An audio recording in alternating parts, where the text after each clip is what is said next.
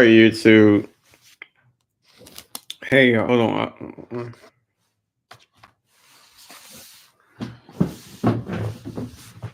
I just came back in the house from being outside for a bit, so bear with me. Hold on. All right, hold on. All right, y'all. So y'all already know who it is.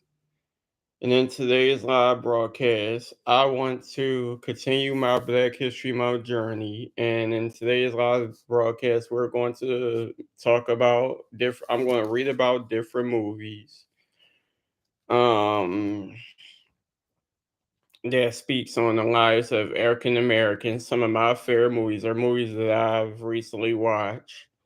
I'm going to read about them.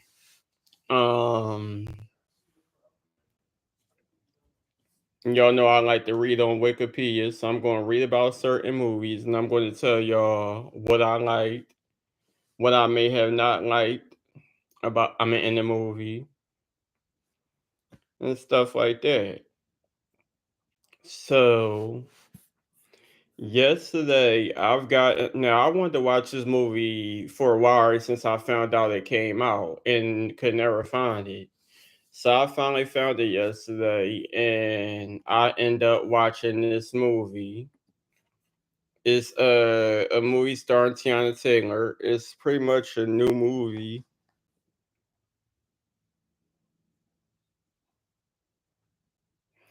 And it is called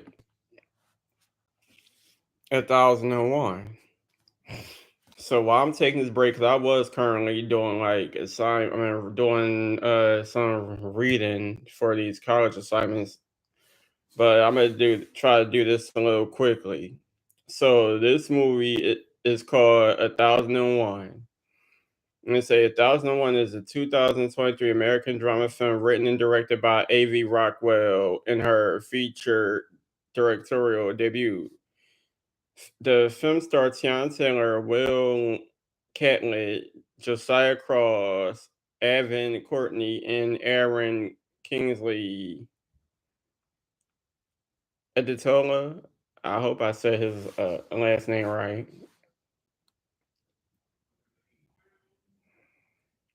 Set in 1990s and 2000, it follows a single mother uh, who decides to kidnap her son out of foster care system to raise him herself as the two struggle with life in a constantly changing New York City.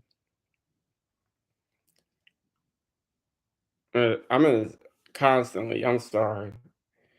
It it had its world premiere in the 2023 Sundance Film Festival on January 12th. Well, I keep reroll January 22nd, 2023, and won the Grand Jury Prize.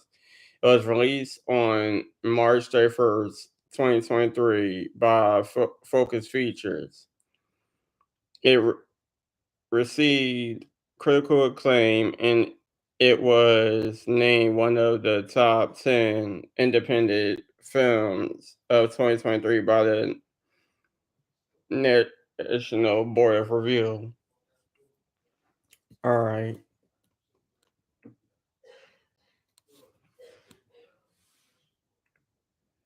I hate when I be trying to read, and for some reason, reading off of Wikipedia can be a little blurry. So then I'll be having to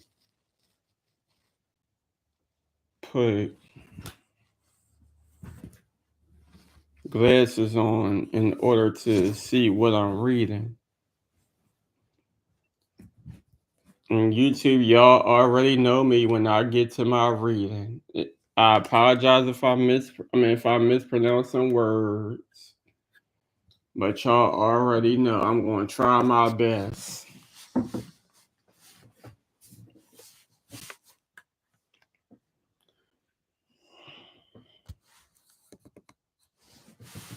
In 1994, all right, so this is a plot. In 1994, hairdresser and convicted thief Anel De La Paz is released from Rikers Island and returns to the Brooklyn neighborhood of her former shelter, where she sees her son Terry with other children from his foster home out on the street. When Terry is hospitalized after trying to escape from the home, Inez secretly visits him. He tells her about his earliest memory of Inez abandoning him on the street corner when he was 2 years old. Inez notifies Terry that they will lose contact again when he is placed at a new home, a new foster home, visibly shaken after he accuses her of repeated abandonment. Inez asks if Terry wants to come live with her. When he says yes, she impulsively abducts him from the hospital, escaping to her childhood neighborhood of Harlem. What the? Hold on. I just had the other glasses. I don't know where I'll be putting stuff.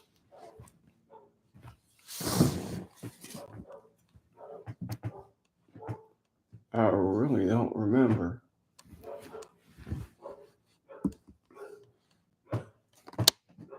I'll put them somewhere.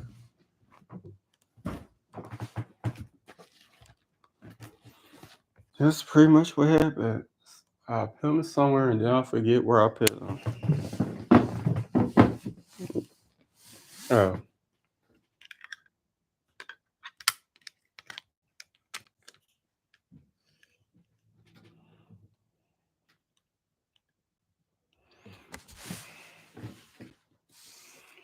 Nez and Terry stay a variety of homes until she saves up enough money from a new job at a nursing home to afford an apartment.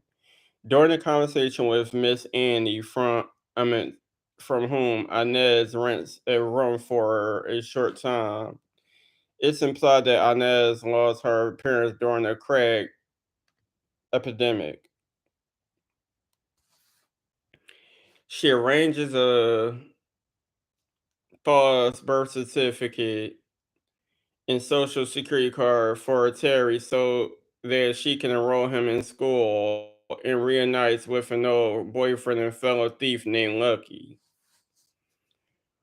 Although seemingly uncomfortable with this situation, he and Inez get married and he promised to take care of Terry. Both Inez and Lucky invest in Mayor Rudy Giuliani's promise of an improved city in hopes that it will offer a better upbringing for Terry than their own. So let me pause right there. So yeah, I don't want to tell too much of the movie because I don't know who gonna watch my video, who's seen it and who haven't. But I will say that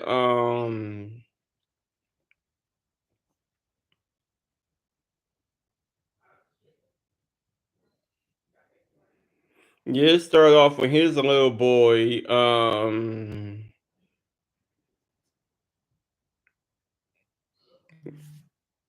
I'm trying not to tell too much, but yeah, here's a little boy, and she's seen him and I guess some of his so-called friends on street corners and stuff. And at first he act like he ain't know her, he ain't want to speak to her, whatever the case may be, but he ended up eventually getting comfortable around her, and she'll continue to come visit him and stuff like that. And he was just a little boy. I guess he was seen as soft and had kids picking on him and stuff like that.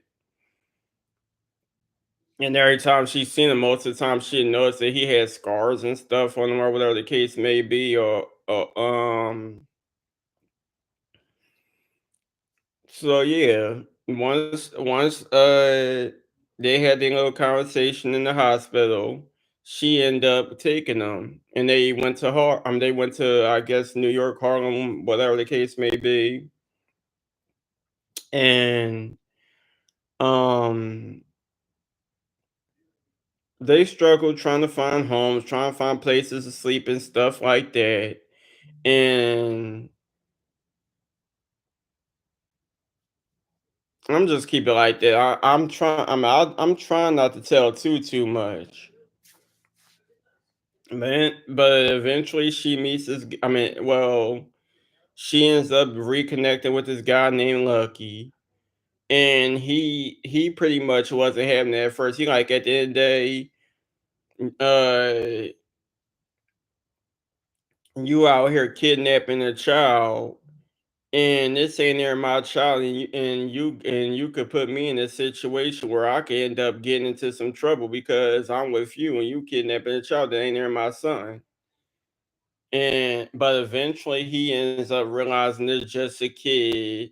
And at first, the little boy, Terry was shy, but they eventually became cool and started going out with each other and talking or whatever the case may be.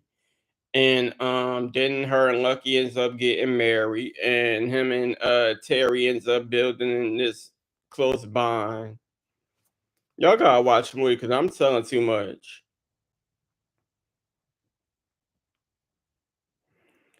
Y'all really gotta watch it. It's a really good movie. Anyway, Harlem continues to change despite highly reported cases of police brutality throughout the city, culminating with Galani's. I hope that I said it right. Roll out stop and frisk, whatever that meant. By 2001, Inez still lives in the same apartment with Terry through their through her marriage to sorry, though her marriage to Lucky has become strained due to his long absences and infidelities. Terry uh, at his schoolwork despite these problems at home and continual harassment from police. Ugh.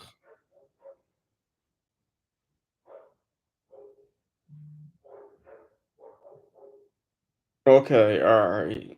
Because I feel like I was reading too fast. And is recommended for placement in a STEM based specialized school. Terry does not want to go due to dreams of becoming a composer, but agreed to take the placement exam to satisfy Inez and Lucky's wishes for him to have a better life than they had. Inez fails to reconcile Lucky, but he informs his love for and support of Terry, which convinces Terry to go. Michael Bloomberg becomes the next mayor, and the Harlem area continues to involved with the r- ra- raising of local and historic institutions as nationwide chain stores and luxury housing developments are introduced. Damn, that's going year after year after year. That's why it got me feeling like I'm reading fast and I'm trying to make sure that I'm reading everything right. Yeah, this movie did change a lot. In 2005, Lucky gradually succumbs to cancer in the hospital as Terry prepares for college, and their new landlord attempts to drive them out of the apartment. That landlord was a pain in my ass. I did not like him. Y'all gotta watch the movie. I'm trying not to tell too much, but y'all really gotta watch this movie. When when his guidance counselor asked for his birth certificate and social security card for a job, Terry gives her his forged ones without telling Inez. When the documents came back as invalid, a reluctant Terry reveals his deception, prompting the counselor to call social services. They be quick to call the people on you. Terry warns Inez, who flees before social services arrive, and reveal to Terry that she is not his biological mother at all, putting him in another home. Man, oh man, oh man.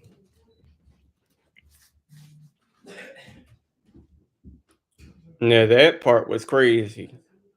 Because all this time I thought she was his biological mother myself watching the movie.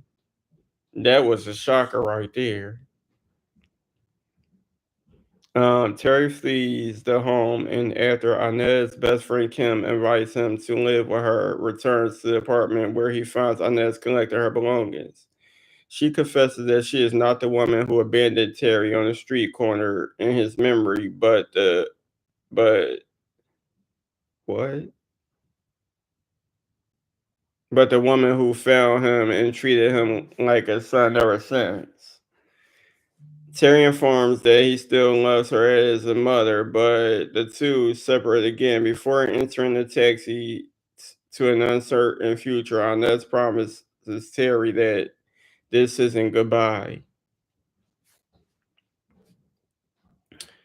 So, yeah, that's the plot of the movie.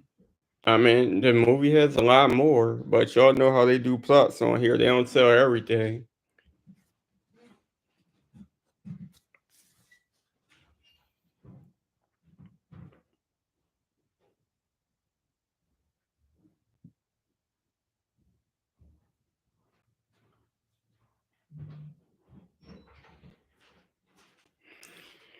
So when it comes to the cast, well, the main cast, we got Tiana Taylor as Inez De La Pez. I think that was her name. They just kept calling her Inez. I don't think they really mentioned her whole name in this movie. Not that I remember. Aaron Kingsley Adetola, whatever it is, was Terry at 6 years old. Evan Courtney was Terry at 13 years old. Josiah Cross was Terry at 17 years old. Will Catlett was Lucky. I don't know if I've seen him in other movies, but he didn't look familiar to me. Or I don't know if it's maybe he can look like somebody that I've seen in another movie.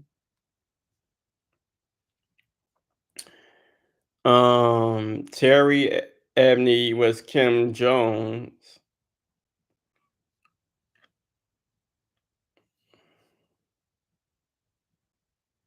The only Kim Jones I know from Brooklyn is Lil Kim, and she damn sure ain't look like no Lil Kim. Uh, and Johnny Surratt was a Runaway Teen.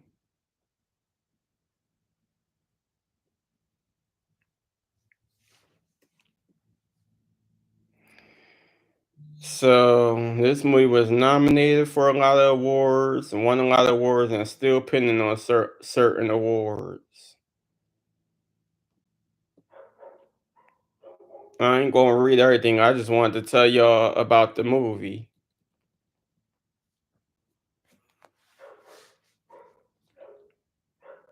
So I realized since that is a movie that I'm pretty sure not a lot of people seen, I don't want to talk too much about that movie. I just wanted to let y'all know about it. Y'all need to go see it. It's a great movie.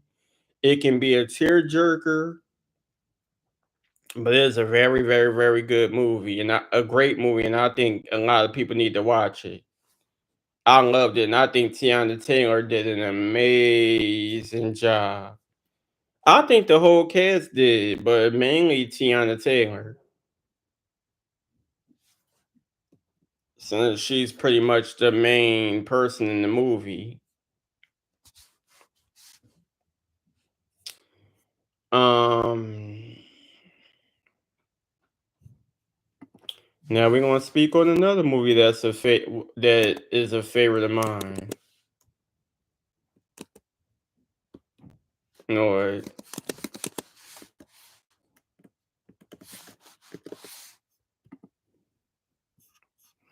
Now, I'm pretty sure a lot of y'all know this movie. If y'all don't know Crooklyn, something is up with y'all. This is an amazing movie and one of my childhood favorites. Yeah, I'm telling y'all, if y'all don't know the movie Crooklyn, and y'all black card is revolt.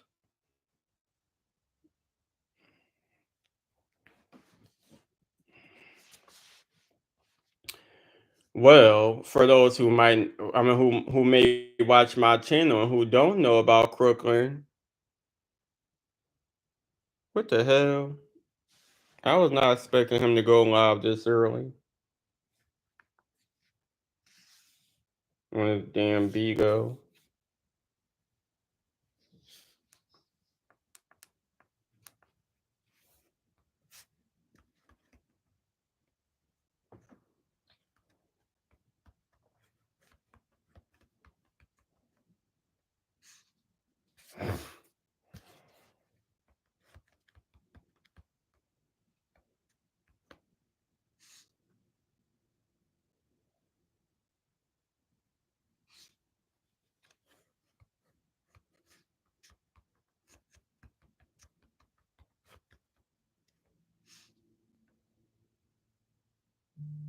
Sorry, YouTube. I stay getting sidetracked.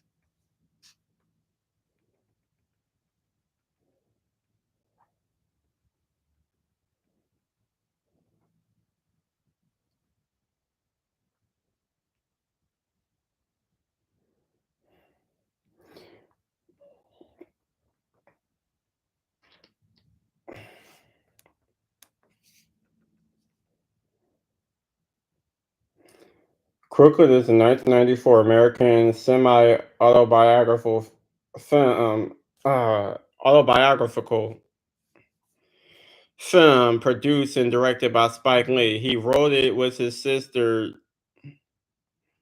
Joy Susana and brother Cinquay. Taking place in the Bedford-Stuyvesant neighborhood of Brooklyn, New York, or Bed-Stuy, as most will call it. During the summer of 1973, the film primarily centers of a young girl named Troy Carmichael, played by Zelda Harris, and her family. Troy learns life lessons through her rowdy brothers, Clinton, Wendell, Nate, and Joseph.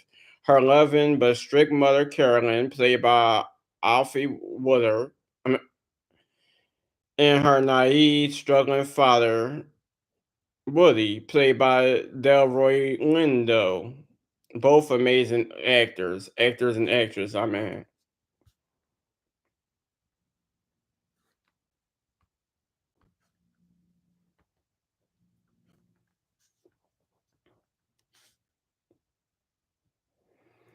A distinct characteristic of Crooklyn in its soundtrack, composed almost completely of music from the 1960s and 1970s.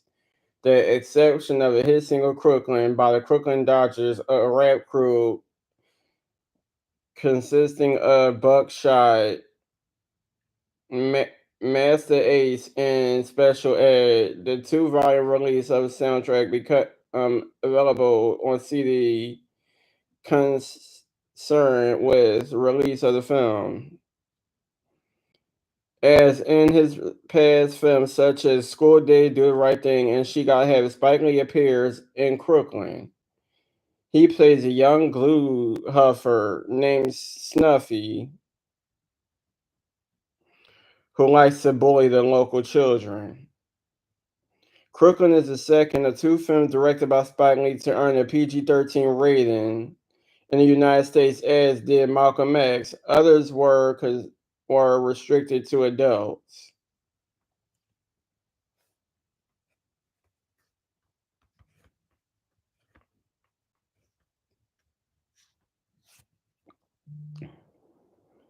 New Yorker selected the film in 2017 for simultaneous screenings across New York City as part of that year's One Film, One New York contest.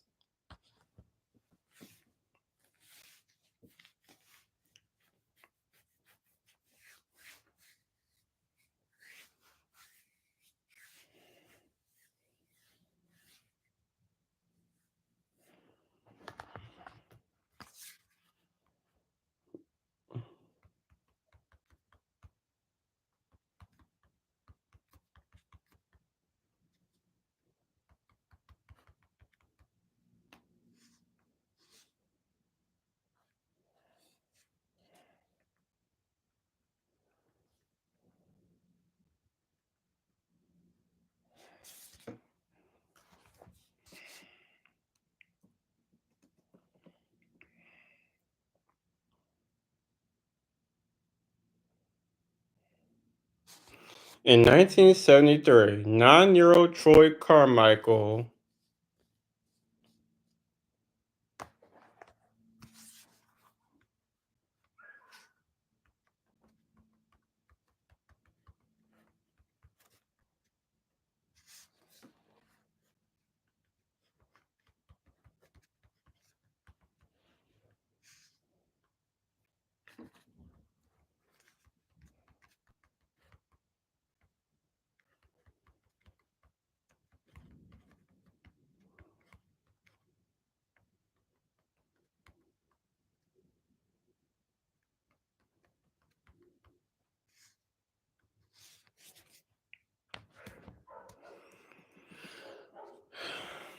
All right, y'all. In 1973, a 9-year-old Troy Carmichael and her brothers, Clinton, Wendell, Nate, and Joseph, live in I'm going to say Bed-Stuy neighborhood of Brooklyn with her parents, Woody, a struggling musician, and Carolyn, a school teacher. The neighborhood is filled with colorful people such as Tony Eyes, the Carmichael's next door neighbor whose house emits a foul smell and dog feces. Tony Lala, who continuously sings and plays his electric keyboard. Snuffy and right-hand man glue sniffers, and war veteran Vic Powell, who rents from the Carmichaels and lives upstairs.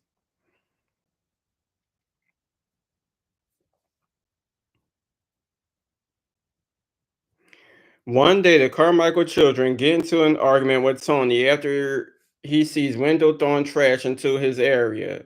This escalates when their mother, Carolyn, and several neighborhood children get involved, but Vic comes downstairs and punches Tony in the face.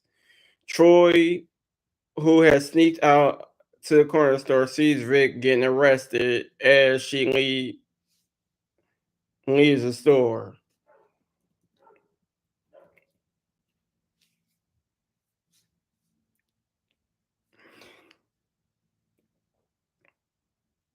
One night, Woody and Carolyn argue about money. Carolyn resents Woody for using their money carelessly to fund his solo career. As the argument escalates, Carolyn yells for the children to turn off the television. Later, she turns it off herself. Clinton turns his back on her and she grabs him for disobeying. Woody grabs her and carries her out of the room and down the stairs. Nate jumps on his father back as the other children hold Carolyn apart. She hurts her ankle in the struggle. Carolyn kicks Woody out of the house, but later he brings her flowers and they reconcile. The family decides to go on the trip, but as they are leaving, a worker from Con Ed arrives to shut off the electricity due to an unpaid bill. The family has to postpone the trip and use candles for light.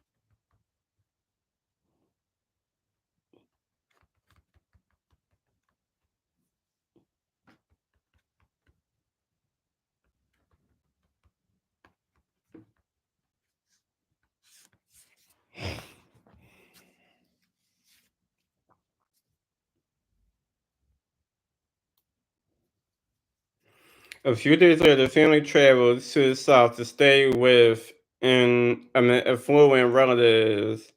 Troy stays for a longer period with her cousin, Viola, who was adopted by Uncle Clem and Song. Troy has fun with Viola despite disliking her snobby aunt and her dog Queenie. On Troy's 10th birthday, she gets a letter from her mother. After reading the letter and dealing with bickering between Viola and Unsung, Troy decides she wants to go home. When Troy returns to New York, her Aunt Maxine and Uncle Brown pick her up at the airport. Troy later learns her mother is in the hospital. She is taken to see her. Later that evening, Woody tells the kids that their mother has cancer and must stay in the hospital. The boys cry, but Troy remains stoic. Is that what that say? Stoic? I don't know. Troy begins filling her mother's role. Carolyn continues to be treated in the hospital, but later dies.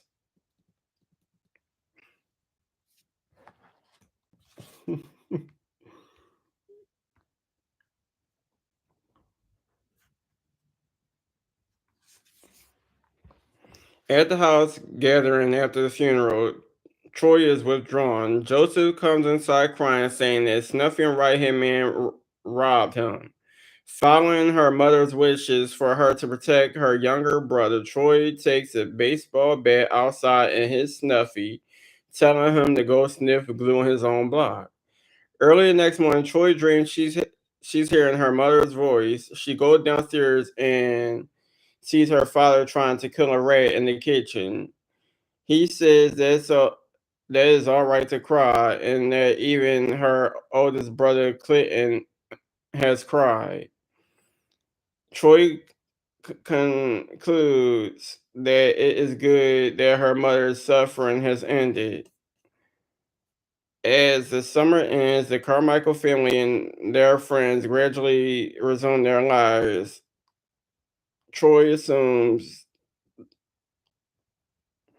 the matriarch role left by her mother. Carolyn's spirit visits Troy, praising her for taking on such responsibilities. Whew.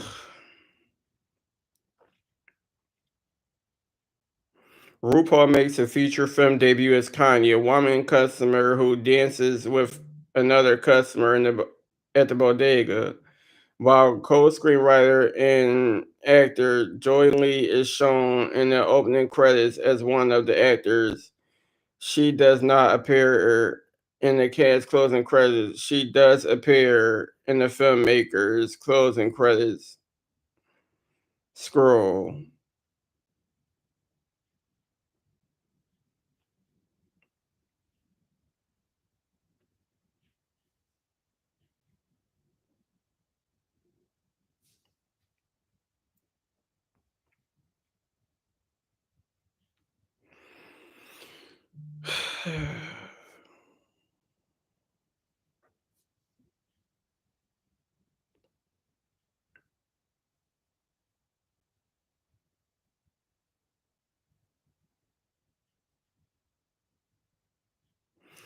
All right, we have Alfie Woodard as Carolyn, Delroy Lindo as Woody, David Patrick Kelly as Tony Oz, Zelda Harris as Troy, Carlton Williams as Clinton, rest in peace, Sharif Rashad as Wendell. I don't know how to say that.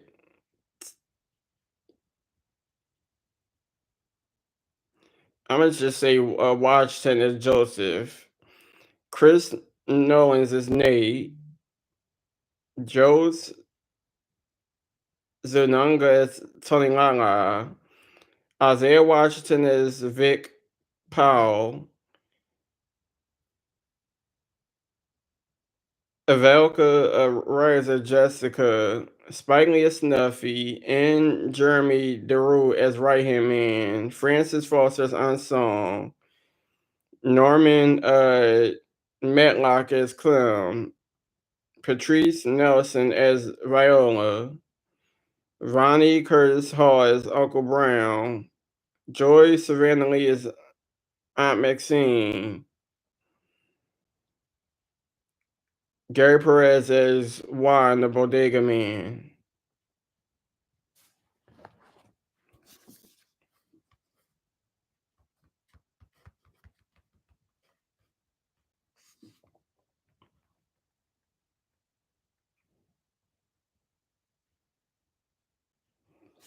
So that's the cast. And I'm guessing that the woman who played Aunt Maxine is Spike Lee's sister.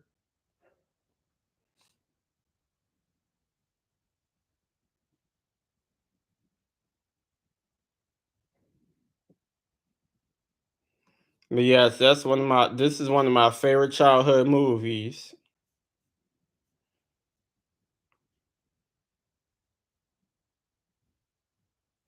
I was born in 92 and this came out in 94.